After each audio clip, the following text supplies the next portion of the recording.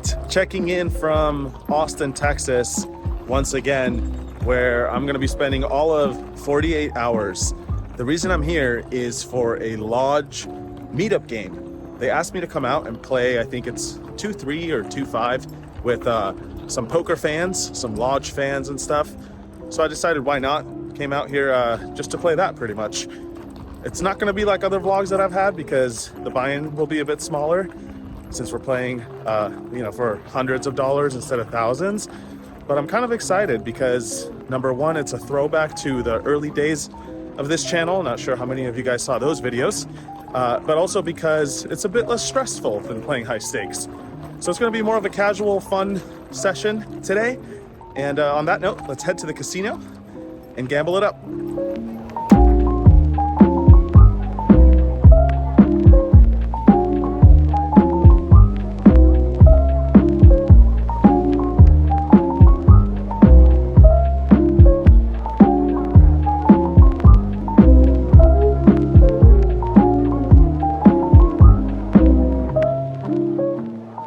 Alright guys, back again, but not with the usual. Today we're playing 1-2 no limit. It's a $500 max. I was actually wrong. It's not 1-3 or 2-5, but at least it is a $500 buy-in, which for a 1-2 game is quite a lot. Now this is a meetup game. There are, I believe, 20 or 25 tables going.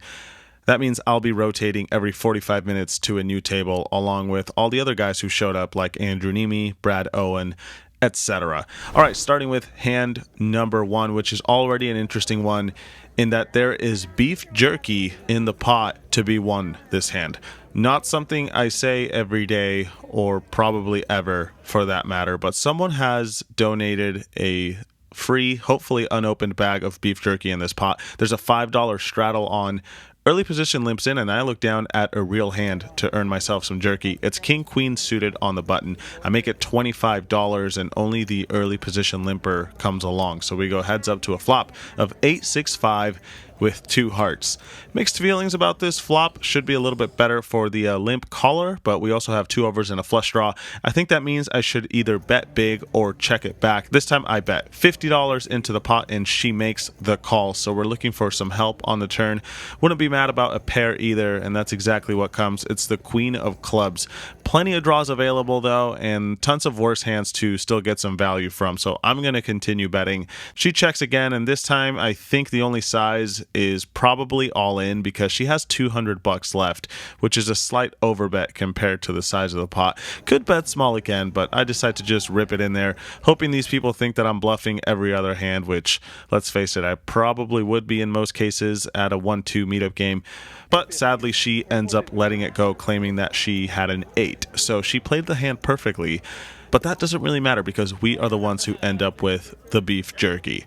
Side note, I'm actually not a huge fan of beef jerky, so I ended up giving it to someone else at the table. Moving on to hand number 2, and this one I straddle to $4. There's an early position open at 20, 3 callers, and I defend with king 5 of clubs. Could even go for the occasional squeeze with a hand like this, but this time I keep it chill and call.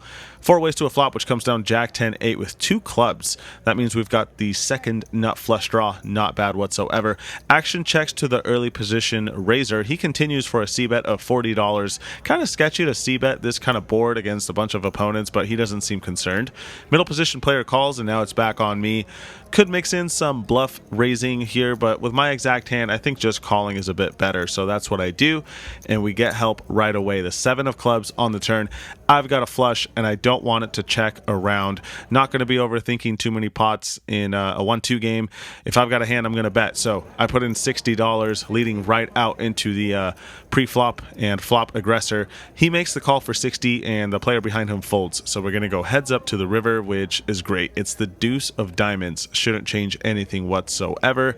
My opponent has around $250 behind, so I shove all in, and he doesn't waste too much time before calling.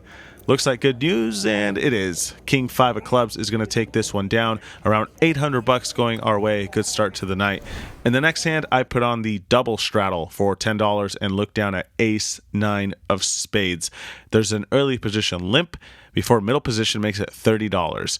Back to me now, and yeah, you could go for a re-raise with a beautiful playable hand like this, but no one is super deep, especially since the $10 straddle is on. I think most players have around 200 or 300. So essentially a re-raise would just be like an all-in pretty much.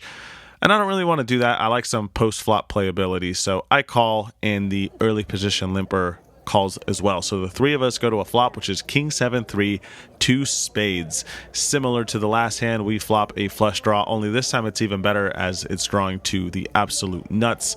Action checks to middle position, who bets $60. I make the call and the other guy folds. Heads up to a turn, which is the queen of diamonds. No help whatsoever for my hand. I check it again, and this time he jams all in. $350. That is quite the big bet. We're not really getting a good price to call. I kind of want to just, toss in the money and gamble it up since I'm here to give action, but this is a little too punty even for me, so I decided to let it go. Also, it's worth noting that sometimes giving action is not really the best thing. Some people just want to win the pot, and they wouldn't be too happy if I called and made a flush against like top pair or something. So just trying to keep everyone happy and play reasonably well at the same time. Folding seems like the best way to do that on this river. In the next fun hand, I straddle for $5 and look down at 10-8 offsuit. Early position limps in, and then the small blind makes a small raise to $15. Now, I know what you're thinking. What is 10-8 offsuit doing in this exact hand? What is it doing in this vlog?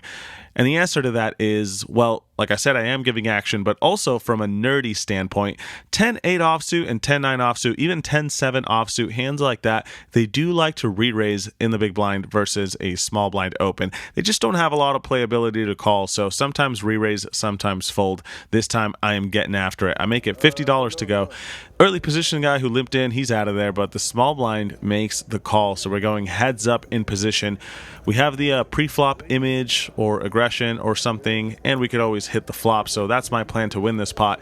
But it turns out we won't need much planning at all because the board comes out 9-7-6. Yeah, that's the stone cold nuts for me in a spot where I really don't deserve it. Even better news is that he now leads out on this board for $55. Well, there's not going to be much analysis here. I'm obviously going nowhere. It's just a question of whether I want to raise or just call. He doesn't have too many chips behind. I think like $200 left. So I just call, hoping a clean card comes on the turn, but that's not what we get. It's the 4 of diamonds, bringing in the most obvious draw on the flop, which I suppose is the flush draw. You could argue he might have an 8 or something like that. But either way, the flush does get there. My opponent, however, checks it over to me.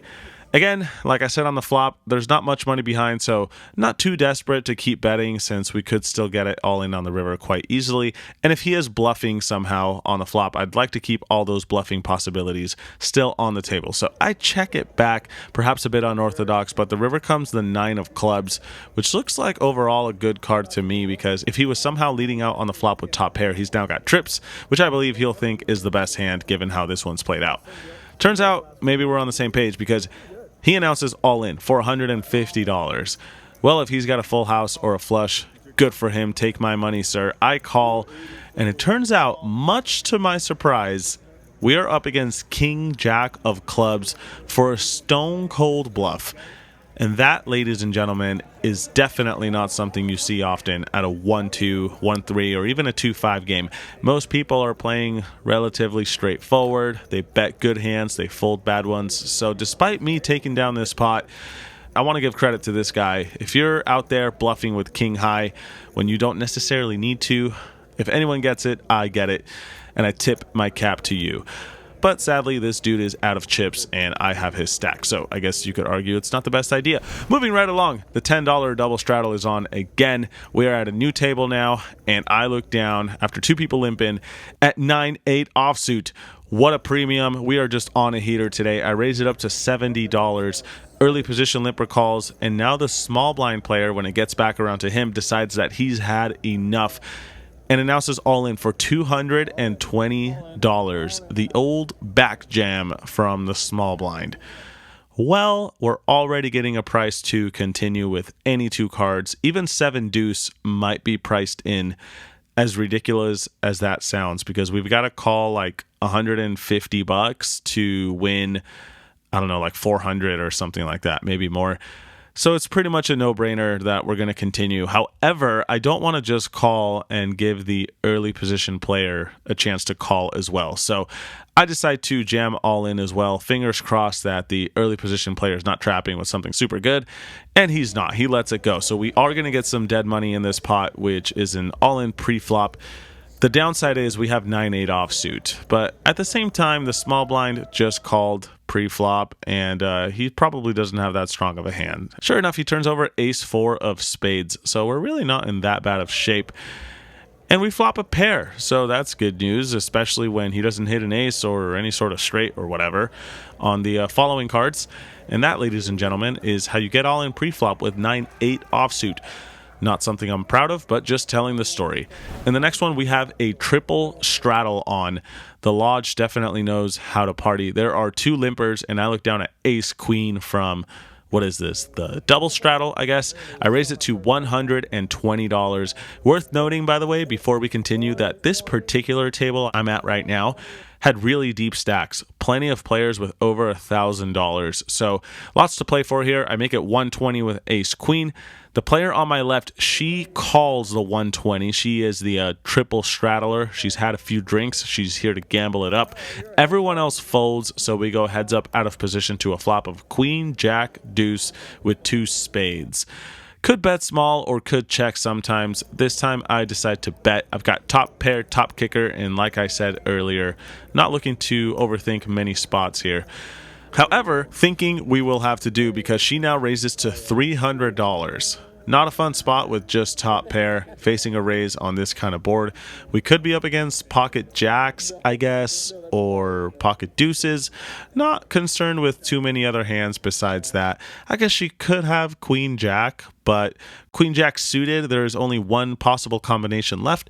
And queen jack offsuit, well, people just don't really play that hand too much for big raises pre-flop. So I think most likely this raise indicates like top pair plus a flush draw, maybe even a combo draw like king 10 of spades or ace 10 of spades, king 9 of spades, these sorts of holdings. She could just be going crazy with a random bluff as well. So I feel pretty confident we've got the best hand. The question is, how do we continue here? I think just calling makes the most sense, but for whatever reason, I got the feeling that she would not fold if she did have a flush draw or something like that. Even just top pair, wouldn't be surprised to see her turn over king queen, for example. So I announce all in since she only has like $700 or $800 behind. And she wastes no time in calling. So perhaps we are in some trouble. And sure enough, she turns over queen jack offsuit. Kind of a cooler. It's a tough board there because it allows us to get all the money in with so many draws available. I felt like definitely we had the best hand, but suddenly we have over $2,400 in the middle and we are going to need some serious help. We decide to run it twice. First one does not bring any help. Second board also does not. And just like that, we went from having a great night to being stuck around $500. Time to reload and keep it moving. In this next one, I opened jack 9 of diamonds to $10, and that same player from the previous hand makes it $35. She's on my direct left.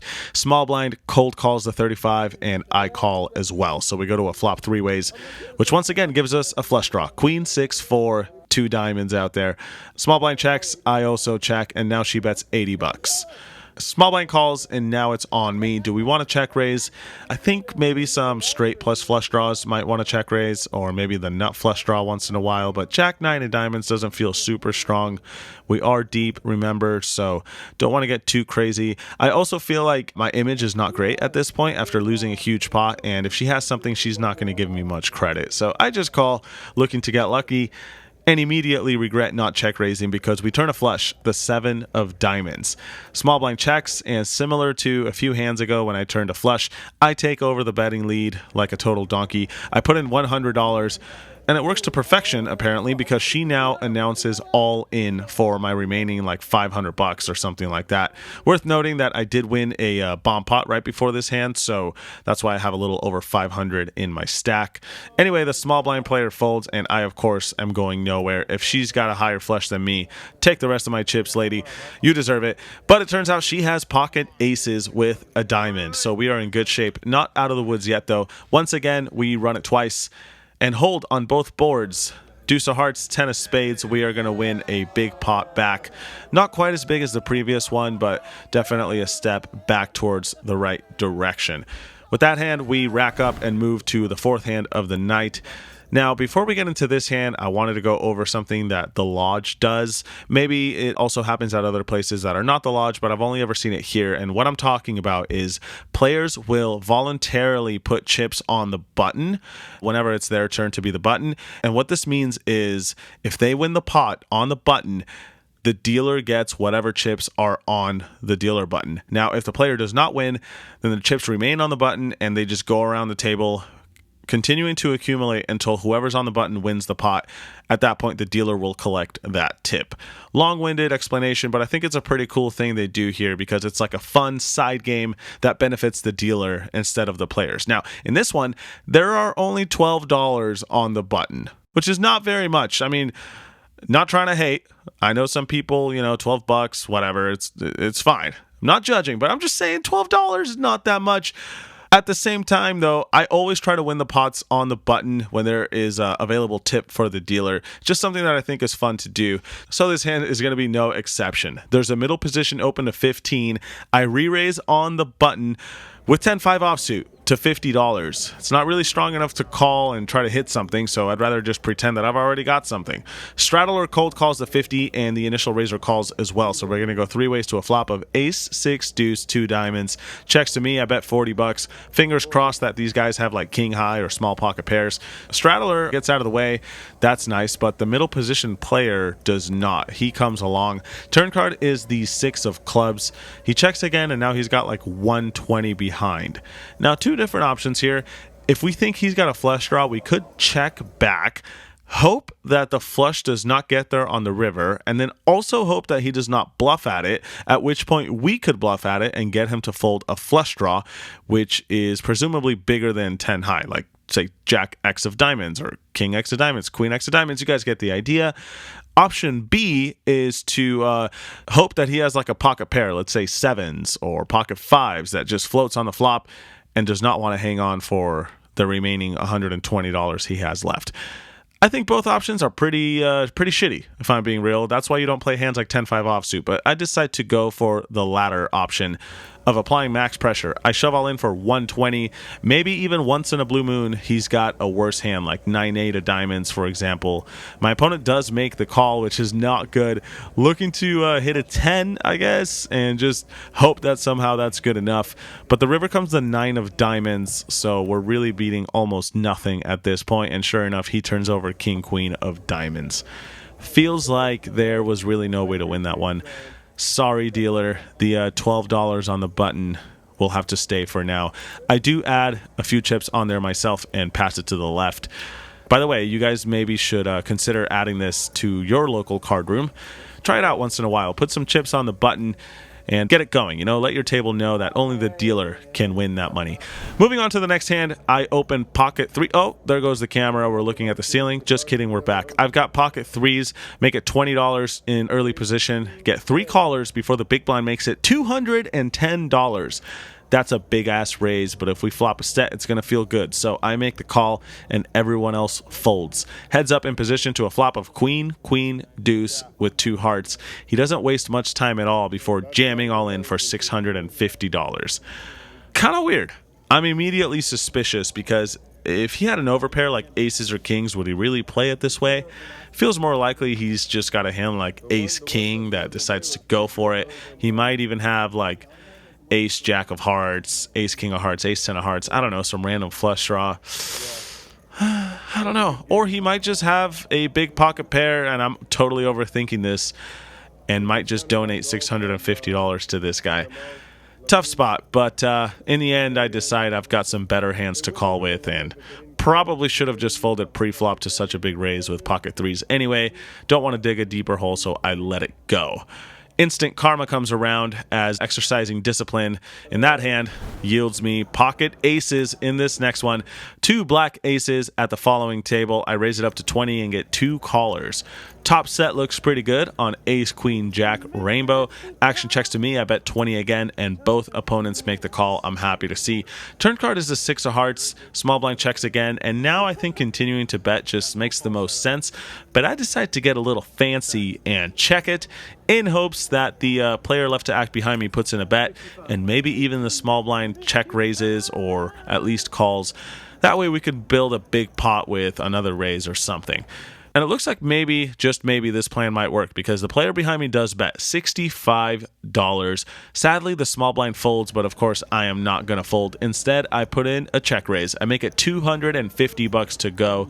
Would be playing many bluffs this way as well, say a hand like King Queen or Jack 10 suited. You know, these hands that have removal to the straight and sets and 2 pair, etc. So I make it $250. Turns out all that analysis doesn't even matter because after a minute or two he lets it go, claiming that I'm probably bluffing him, but nah, man, good fold. In this next one I double straddle for $10. There's a middle position open to $40, 1 caller, and I look down at ace queen. Could mix between re-raising or just calling. This time I just call. Yeah, bet you didn't see that coming. Stop typing some mean comment about how I'm always raising, all right? Anyway, flop comes down king, queen, 9 rainbow. Checks to middle position. He's the pre-flop aggressor dude. He bets 80. The other dude folds. I make the call. I've got middle pair top kicker. Can't go anywhere just yet. Turn card is the 4 of diamonds. I check again, and now he fires $105. Already a slightly uncomfortable situation with second pair. But that said, he's representing hands like aces, ace, king, king, queen. And we've got removal to every single one of those hands. So I think it's a particularly good bluff catcher to continue in this pot with. So that's what I do. I toss in the 105. River is the 5 of spades. I check it again. And against a third bet, I'll have to let it go. But he checks it back and announces a queen. Sounds like good news to me. We're either winning or chopping. Sadly, it's a chop this time. He's also got ace queen. Interesting turn bet. Not really sure what that's about, but I almost folded, so maybe he knows something I don't. In the following hand, there's an open of 15, and I look down at queen 7 of spades, a few players to his left. I re-raise to $55 for no good reason. There are 2 cold callers, and the initial raiser folds. Not what I was expecting, but what do you know? We flop trips. It's queen, queen, 10 rainbow. Checks to me. I put in some sort of bet. $21 for some reason I can't explain. Both my opponents make the call, and we see the 5 of spades on the turn. Checks to me. This time I check it, hoping that it looks weak because, you know, I have trips and I'm checking instead of betting. Super advanced strategy, right? The other guys check, however, so that doesn't look too good. River is the 7 of hearts, giving us a full house. Not that I felt like we needed it or anything, but, you know, it always feels good to make a full house. Checks to me again, and I feel like either one of these guys could have a 10, and they're not going to want to get bluffed, you know? So I throw in a bunch of chips now. It's like $300 or $400. It looks ridiculous, and I'm hoping these guys will interpret this as a ridiculous bluff. And it turns out their suspicion does seem spiked because it takes about 2 minutes for the first guy to fold and then about another 2 minutes for the second guy to act.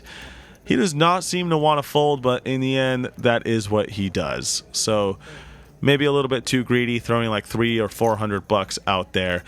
In any case, both of my opponents make a good fold, so we don't win that much money.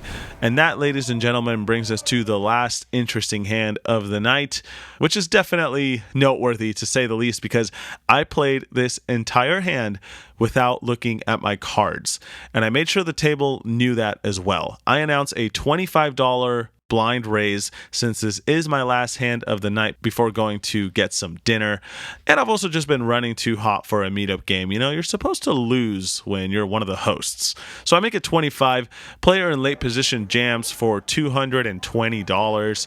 Early position guy now makes the call. He's got like $300 behind. And well, I've come this far. I am not going anywhere just yet. What if they both have ace king? What if one of them has ace king and the other guy's got like a small pocket pair? We're not going to be in that bad of shape, right? So whatever. I am also all in, trying to get a fold from the early position guy. I mean, let's face it, he already put in 200. He's not going to fold for 300 more, right? I don't know. Stranger things have happened at 1-2 tables. I think we can all agree on that. But he does not end up folding. So we have a three-way all-in pre-flop. And there is a main and side pot. So the main pot is $662. That is between all three of us.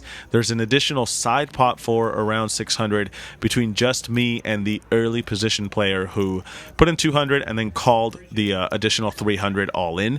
So $1,200 total, but two different pots, if that makes sense. Anyways, I ask my opponents to show me what they're working with. One's got ace king offsuit, the other guy's got pocket threes. That's about as good as we could hope for. I still don't know what I have, but we are off to a run out, running it just once. Comes out 9-5-7, turns a 7, river is a 9. Not great. We probably wanted to see unpaired boards on which there are no ace or king, and I could just turn over any random pair. It's going to be tough on this kind of board though. First card I've got is the jack of spades. That is no help. We are looking for a jack, a 9, a 7, or I guess that's about it. Anyway, my other card is a king. So we do end up losing the main pot to ace high, since pocket threes are counterfeit on this board. But the player in an early position, who I have the side pot against, has those pocket threes, which means king high is the winning hand against him. When all is said and done, we end up winning a small amount after, letting go of the main pot but taking down the side pot. Really odd hand, really fun one. Not recommended to go all in pre-flop without looking at your cards, but either way, it ended up being a fun experience for everyone at the table, or so I hope. Anyway, like I always say, thank you guys for watching the hands. I hope you enjoyed, and to everyone who came out to the lodge for this meetup game, it was a pleasure meeting you. Stay tuned for some final thoughts.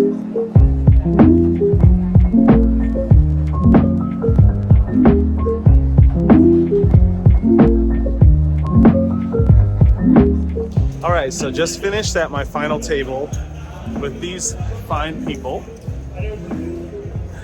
It did not go well here. I think I lost some money. Overall, though, I still had a great time, and this last blind all-in was a good time. I somehow ended up winning the side pot, which I think means that I broke even in the hand.